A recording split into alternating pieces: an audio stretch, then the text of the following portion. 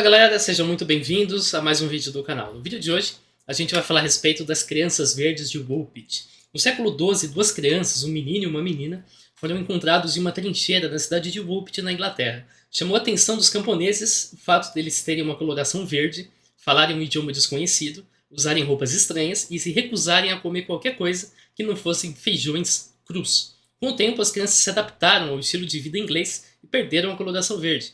Nisso, elas aprenderam o idioma inglês e, nesse momento, disseram que vieram de uma terra iluminada por um crepúsculo perpétuo, onde tudo é verde. A história fica por conta do site de curiosidades, que conta aqui na postagem exatamente essa mesma história. Então eu não entrei em muitos detalhes a respeito da história das crianças verdes, justamente porque agora a gente vai conhecer as duas versões originais da história.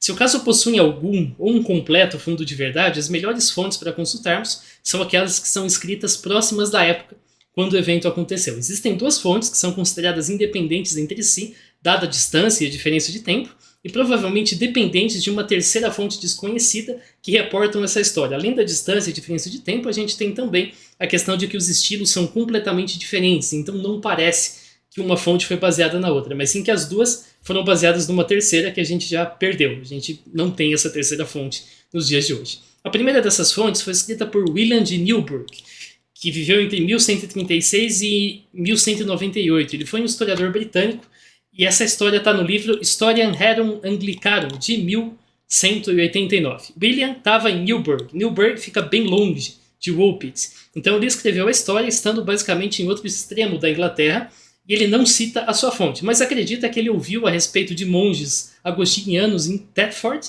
que por sua vez tinham contato com Richard de Calne. Richard de Calne é justamente a fonte da nossa segunda versão da história, que foi escrita pelo Ralph de Coggeshall.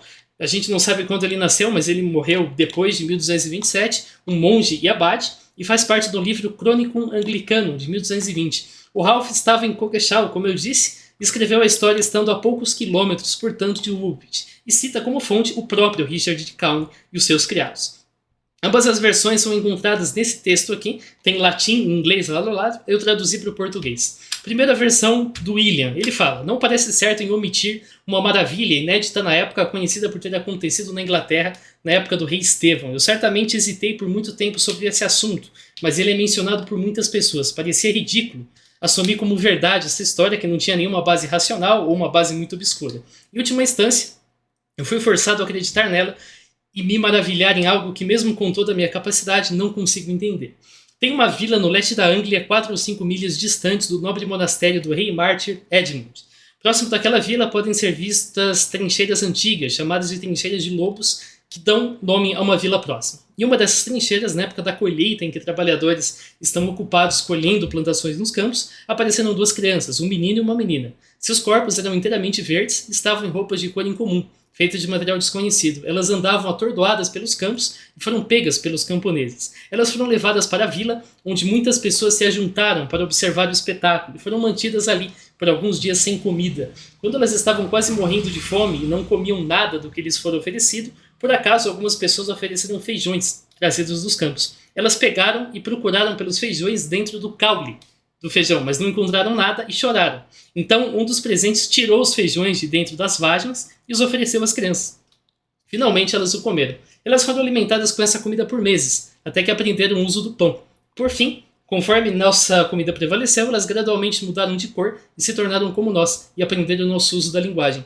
Pareceu prudente para as pessoas que ela recebessem o sacramento do batismo, o que foi feito. Mas o garoto, que parecia o mais jovem dos dois, viveu apenas um curto período após o batismo e morreu cedo. Sua irmã permaneceu bem e não era diferente das mulheres da nossa raça. De fato, é dito que ela se casou com um homem em Min e ainda estaria viva alguns anos atrás. Quando eles aprenderam nossa linguagem, foram questionados quem eram e de onde eram. É dito que eles disseram: somos pessoas da terra de São Martin, que é venerado na terra do nosso nascimento. Mais tarde foram perguntados onde era essa terra e como vieram para cá. Nós não sabemos, disseram. Apenas lembramos isso. Um dia estávamos pastoreando o gado do nosso pai no campo e ouvimos um som alto, como os que agora ouvimos os sinos da igreja de São Edmundo estão tocando.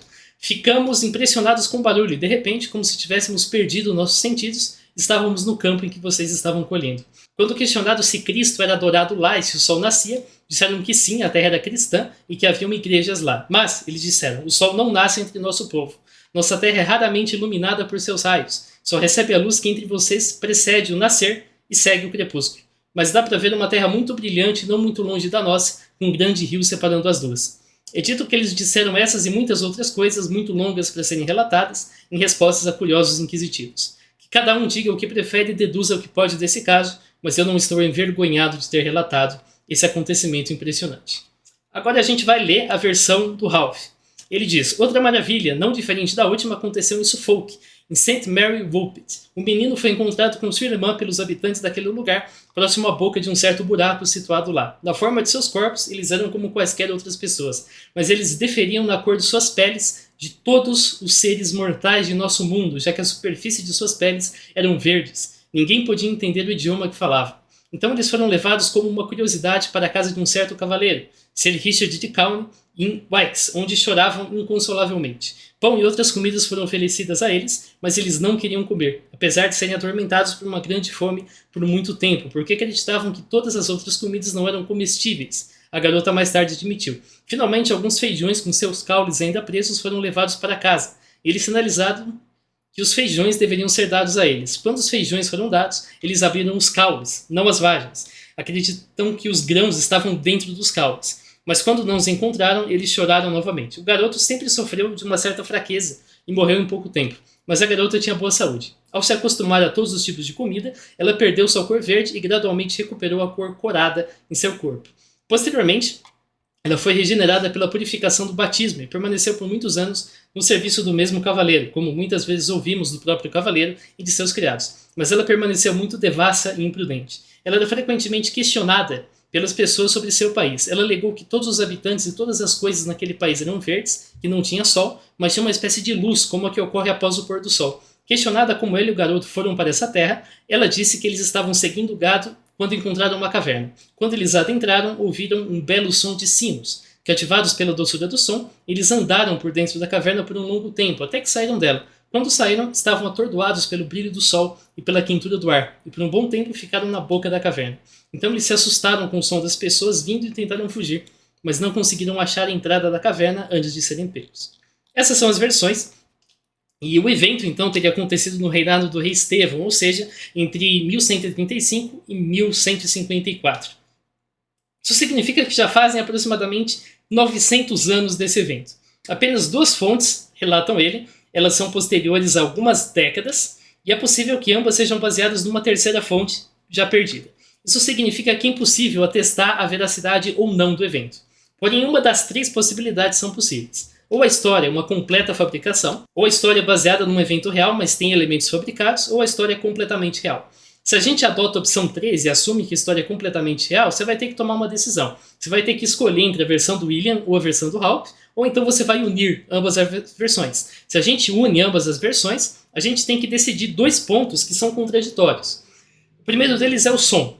Na versão do William, o som foi assustador e elas imediatamente então perderam os sentidos e chegaram no nosso mundo. Na versão do Ralph, o som foi bem convidativo e prazeroso e elas seguiram esse som através de uma caverna e aí chegaram no nosso mundo. Você tem que escolher entre uma dessas coisas, ambas são contraditórias. Segunda coisa é, o garoto morreu antes de ser batizado, de acordo com Ralph, ou depois de ser batizado, de acordo com William. Qualquer uma dessas 3 escolhas por si só já é arbitrária. A gente não tem nenhuma evidência que nos possa ajudar a decidir entre elas. A versão do William é mais perto de forma temporal, mas é mais distante de forma espacial. A versão do Ralph é mais distante de forma temporal, mas é mais perto de forma espacial. De qualquer forma, se a gente opta pela opção 3, qualquer uma das 3 escolhas já vai produzir uma história que contradiz o nosso conhecimento de mundo e requer explicações fantásticas para ser possível. É de questionar então se devemos, tendo em vista a opção 3, reformular o nosso conhecimento de mundo para incluir o que quer que tenha permitido que essas crianças tenham aparecido. A resposta é que não. Enquanto as opções 1 e 2 forem opções possíveis, a opção 3 não é obrigatoriamente a correta, porque afinal de contas a 1 e 2 são possíveis. Então você não pode assumir que a 3 é correta e, portanto, reformular o nosso conhecimento de mundo por causa disso parece imprudente. Agora você deve estar pensando, então a gente nunca vai reformular o conhecimento de mundo? É claro que não. A gente já reformulou nosso conhecimento de mundo muitas vezes e provavelmente vai fazer isso muitas outras vezes. Um exemplo é com a descoberta do efeito fotoelétrico. Lá a gente percebeu que a luz parecia funcionar de forma quantizada, então em pacotes, digamos assim, e isso era totalmente contraditório com a ideia que a gente tinha de luz. Então a gente teve que reformular todo o nosso conhecimento de luz visível, de todas as ondas eletromagnéticas. Isso eventualmente vai dar origem à teoria quântica. Então, sim, muitas vezes nós reformulamos o nosso conhecimento de mundo. Só não é o caso de fazer agora, porque uma fábula medieval pode ter sido uma fabricação ou uma fabricação parcial. Ambas as possibilidades são consideráveis. Acatar as opções 1 e 2 implica, portanto, em classificar como fabricação parte ou totalmente a história.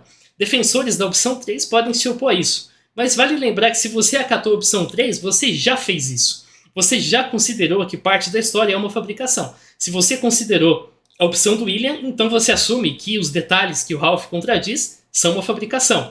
Ou ainda que parte dos detalhes do Ralph que são adicionados também são fabricação. Se você fez o mesmo com a versão do Ralph, então a versão do William com os detalhes adicionais são fabricação. Se você une as duas, você assume que uma das opções dos itens A e B também são fabricação. Então, você, ao assumir a opção 3, você também lida com a possibilidade de que alguma coisa foi fabricada. Então, você não está muito longe de quem adota as opções 1 e 2, que assume que boa parte da história, ou toda a história, foi fabricada. Então a opção 3 parece empolgante para quem quer um mundo mais colorido, em que você tem esses fenômenos. A opção 3 parece também bastante útil para quem quer defender algumas hipóteses, como a hipótese da Terra Oca, como a hipótese de dimensões paralelas, como a hipótese de uma colônia extraterrestre de humanos abduzidos, e assim por diante. Mas para você adotar a opção 3, pelo princípio de que você precisa de menos premissas, você tem que eliminar primeiro as opções 1 e 2. Vamos entender um pouquinho a respeito do contexto em que as histórias são apresentadas pelos cronistas. O objetivo de ambas as obras era narrar a história da Inglaterra.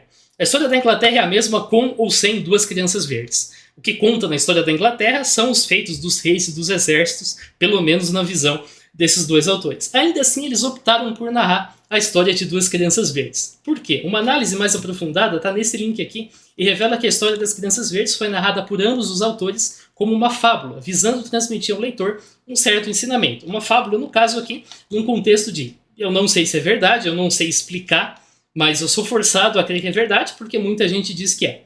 Vamos começar pelo William. O texto do William tem 3 outras histórias em conjunto com a história das crianças verdes. A primeira delas envolve uma pedreira, e eles acharam uma pedra, quebraram essa pedra, e dentro da pedra tinham 2 cachorros vivos, semelhantes aos galgos ingleses. Se você pesquisar por galgo inglês, talvez você não reconheça o nome, mas é essa raça de cachorro aqui.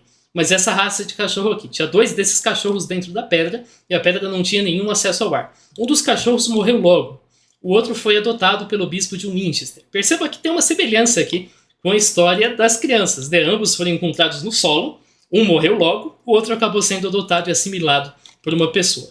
A segunda envolve um sapo, que foi achado também dentro de uma pedra, sem acesso ao ar. Esse sapo tinha um colar de ouro em volta do pescoço. O sapo teve um fim mais trágico, porque eles uniram os 2 pedaços da rocha, deram um jeito de selar essa rocha e enterraram a rocha junto com o sapo dentro, porque consideraram isso maligno. Eu acho uma puta sacanagem cuidar dos cachorros e enterrar o sapo. Se desse o sapo pra mim, eu cuidava dele. A terceira conta sobre um bêbado que encontrou uma passagem pelas montanhas e chegou numa casa onde um banquete acontecia. Quando um dos participantes do banquete lhe ofereceu uma bebida num cálice, ele viu que esse cálice era feito de um material estranho, aí ele derramou o líquido no chão e saiu correndo com o cálice. O cálice eventualmente acaba nas mãos do rei William da Escócia e depois do rei Henrique II da Inglaterra. Se você está se perguntando, esse cálice não é conhecido. Se esse cálice existiu, ele já se perdeu. A gente não tem um artefato, esse é o cálice da história que passou pelas mãos desses 2 reis. Não, esse cálice é simplesmente desconhecido. Todas essas histórias têm um tema comum: a descoberta de alguma coisa que desafia a lógica mundana, geralmente em associação com solo ou subsolo. As crianças foram achadas no buraco, o homem vagou por um caminho nas montanhas, e o cachorro e o sapo estavam enterrados. De acordo com a Catherine Clark, que é uma estudiosa dos trabalhos do William, os textos do William são marcados por uma profunda angústia, decorrente de um período de guerra civil na Inglaterra. Alguns cronistas chamam esse período de quando Cristo e seus santos estavam dormindo, ou seja, nós fomos abandonados por Deus. Conforme o próprio texto do William revela, ele acredita que as ações dos objetos da história só são possíveis graças às ações de homens maus, guiados por anjos também maus. Então ele cita feiticeiros que conseguem transformar um pedaço de pau numa cobra ou uma pedra num sapo. Ele fala, isso, claro, quem tem o poder de criar o sapo ou a cobra é Deus, mas quem tem o poder de fazer com que esse pedaço de pau assuma a forma de uma cobra criada por Deus são homens maus guiados por anjos malignos. Então essas 4 histórias parecem ter uma mensagem a respeito de como produtos de ações malignas podem adentrar na vida humana. Então o final da história, em que a menina se casa com uma pessoa da Inglaterra, seria não um final feliz, mas um final preocupante, porque a gente tem uma criatura de outro mundo que surgiu por meio de alguma ação desconhecida e que está vivendo no meio da nossa sociedade sem a gente perceber. A gente segue então para o Ralph, ele também narra 3 histórias. A primeira é sobre um homem selvagem que tinha uma barba pontuda e cabelos emaranhados. Ele foi achado no mar, ele foi levado para servir como um escudeiro, um pupilo de um cavaleiro, mas depois escapou e voltou para o mar. A segunda é sobre gigantes na Inglaterra, fala sobre pegadas gigantes, dentes gigantes e um homem de grande estatura que foi achado. A terceira é sobre um espírito chamado Malikin, que viveu entre uma família de Dagworth e falava em voz de criança, era capaz de se tornar invisível ou visível, bem como ser tocado por pessoas.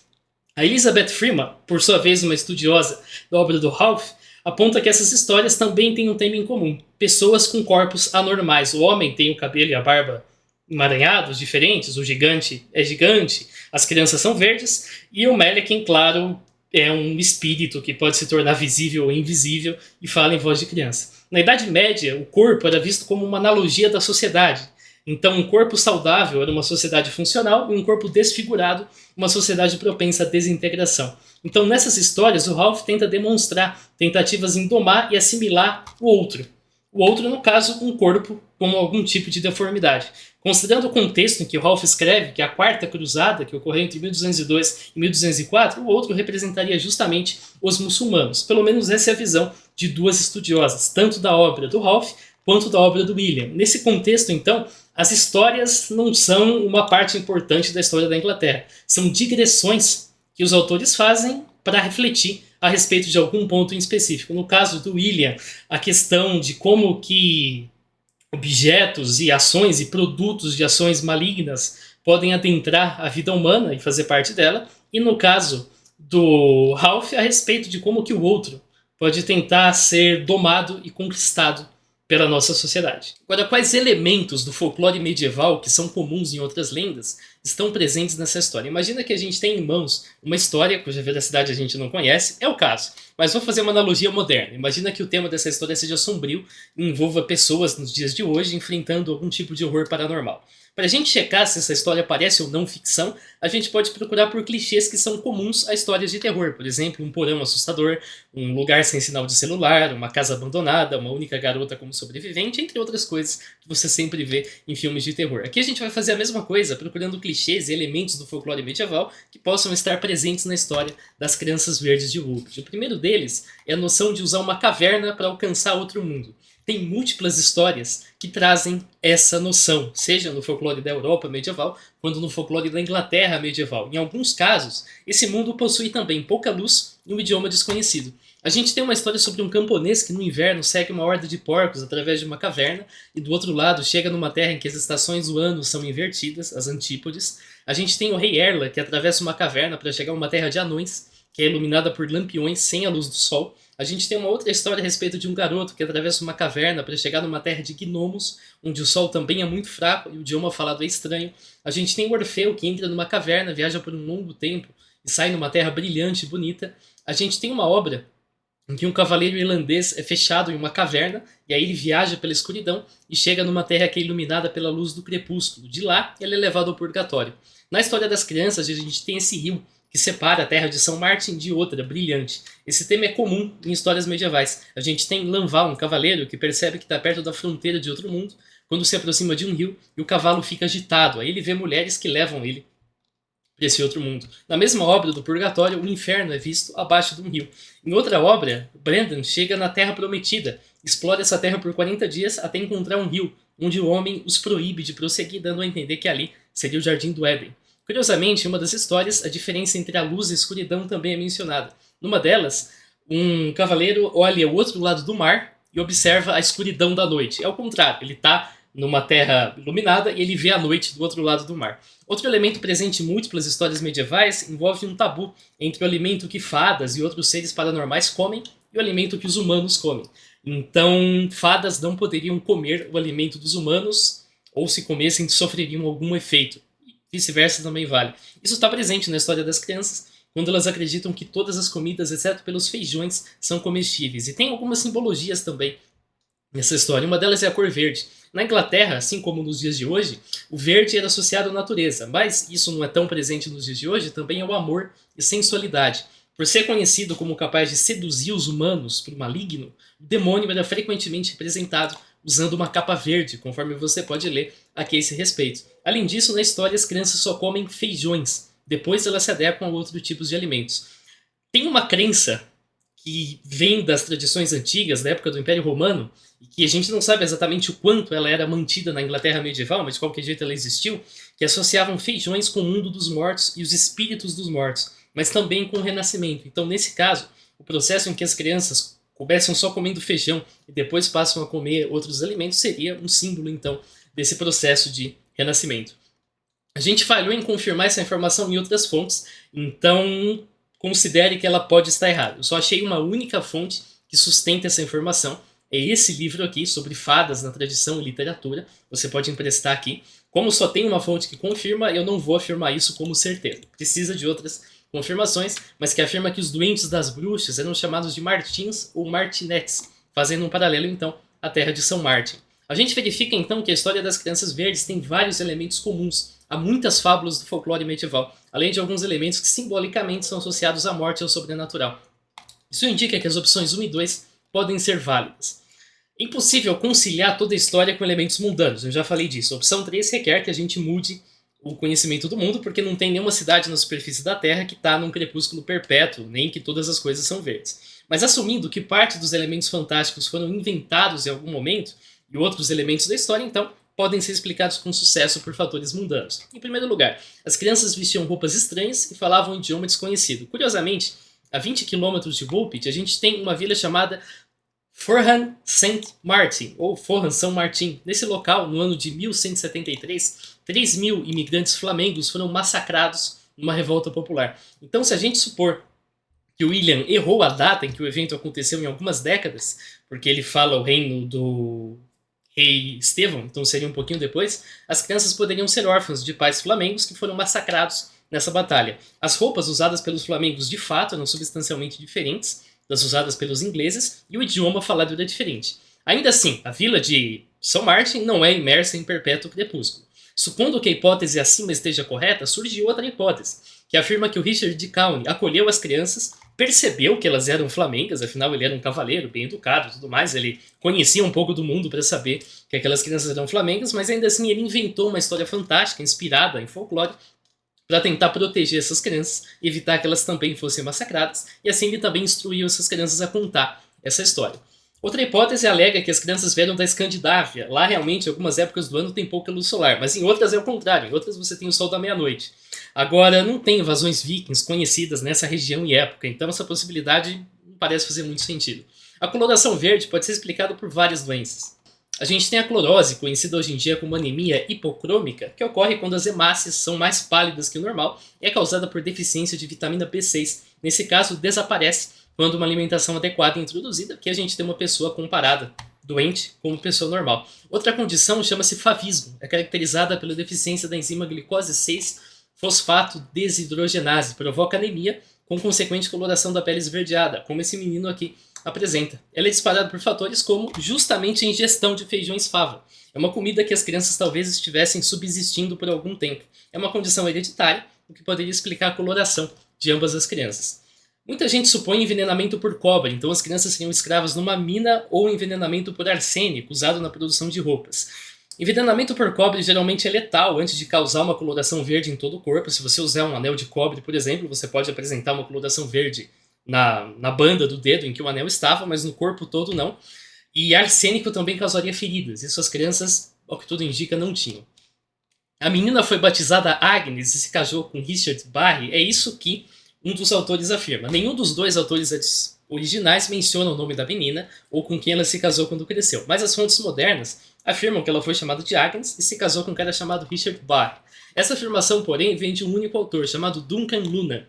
Ele escreveu uma obra chamada Children of the Sky, você pode acessar aqui na Amazon, Ele assume, sem evidências, e através de uma especulação que requer uma imaginação muito fértil, que os alienígenas abduzem humanos desde sempre e os levam para um planeta em órbita geoestacionária, portanto num crepúsculo perpétuo, que é repleto de vegetação geneticamente modificada.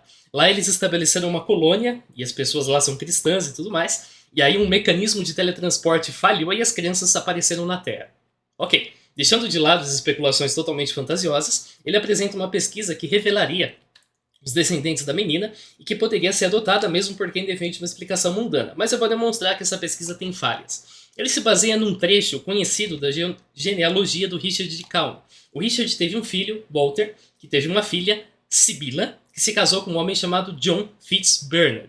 Aí ele parte da premissa que só existe um casal de Sibylla e John em toda a Inglaterra, porque ele acha um documento de 1197 que não cita sobrenome nenhum, em que Sibylla e John pedem posse de uma propriedade obtida através de uma herança cuja pessoa também não é informada.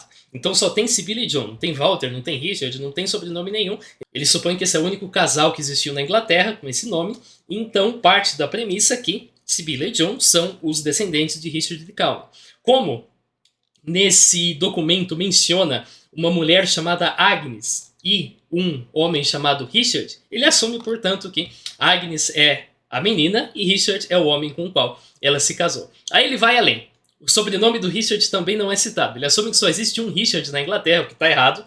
O Richard de Calne já é outro Richard. E conclui que o Richard do documento é um cara chamado Richard Barre, um clérigo e acadêmico inglês que viveu entre 1130 e 1202. Mas não tem nenhum sobrenome, como eu disse, e Richard é um nome extremamente comum na Inglaterra. Não tem nada que garante para você que a Sibylla e o John são os descendentes do Richard de Calne, que a Agnes é a menina que se casou com o Richard e que o Richard citado é o Richard Barre. Se você olhar a história do Richard Barre, que é conhecida, não tem nenhum casamento nem descendentes, muito menos com uma mulher chamada Agnes. Ainda assim, ele vai localizando múltiplos documentos em que só primeiros nomes são citados e vai montando uma genealogia que chega num membro da Câmara dos Lords na Inglaterra, que já faleceu em 2012. Essa afirmação, porém, não é sustentada quando a gente estuda tanto a descendência do último ascendente aqui desse membro da Câmara dos Lords, nem quando a gente estuda a ascendência do membro da Câmara dos Lords, indicando que essa relação aqui não parece se sustentar.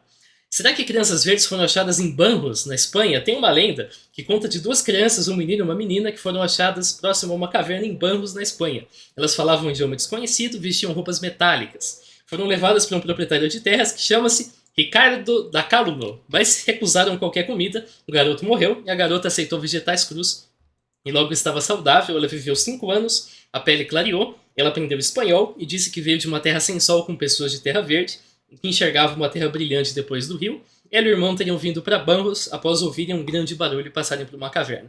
Tá na cara que isso é um plágio da história original. Afinal de contas, o nome do proprietário de terras nem para colocar um nome original. Colocaram Ricardo da Calunno, que é claro, uma conversão do nome inglês Richard de Calne para Ricardo da Calunno em espanhol. Então não tem dúvidas que isso aqui não aconteceu. Isso aqui é claramente uma versão plagiada da história original, que em 1887 já era uma história bastante conhecida. Conclusões. Assim a gente pode concluir que se a gente considera que a história é verdadeira e literal, então a gente precisa de uma explicação paranormal. Mas eu te pergunto, por que você vai fazer isso? A gente sabe que pessoas, especialmente ingleses medievais, produziam fábulas. Não tem nenhuma evidência que permita diferenciar essa história de outras fábulas. Você presume que todas as fábulas medievais são verdadeiras? Só algumas? Como que você escolhe quais fábulas são verdadeiras? Porque essa história tem todas as características de uma fábula, então é razoável assumir que ao menos partes dessa história também são uma fábula. Afinal, ela é apresentada por outros autores, juntos de outras fábulas, contadas com fins distintos. O primeiro, para provocar uma reflexão sobre como que a gente assimila elementos paranormais no nosso mundo, e o segundo, sobre como que a gente tenta domar coisas estranhas. De fato, a história contém múltiplos elementos que são comuns a fábulas medievais. A presença de outro mundo que você acessa por uma caverna, esse mundo sendo escuro com idioma desconhecido, a presença de um rio que separa os mundos, o tabu em relação ao alimento das fadas, e também a história contém elementos simbólicos, como a cor verde associada ao demônio e os feijões associados ao mundo dos mortos. Se a história tem algum fundo de verdade, então a explicação mais provável é que as crianças sejam flamengas de uma vila nas proximidades, eram órfãs de pais que foram massacrados numa batalha, Isso explica as roupas e o idioma. O Richard de Calne, visando evitar uma perseguição e assassinato dessas crianças, instruiu elas a contar uma versão que ele inventou e que ele também difundiu, inspirada na mitologia. E por que a cor verde? Por múltiplas condições de saúde, provavelmente associadas com a dieta. Essas condições desaparecem quando uma alimentação saudável é introduzida. Valeu por você que assistiu o vídeo, em breve a gente se vê. Falou!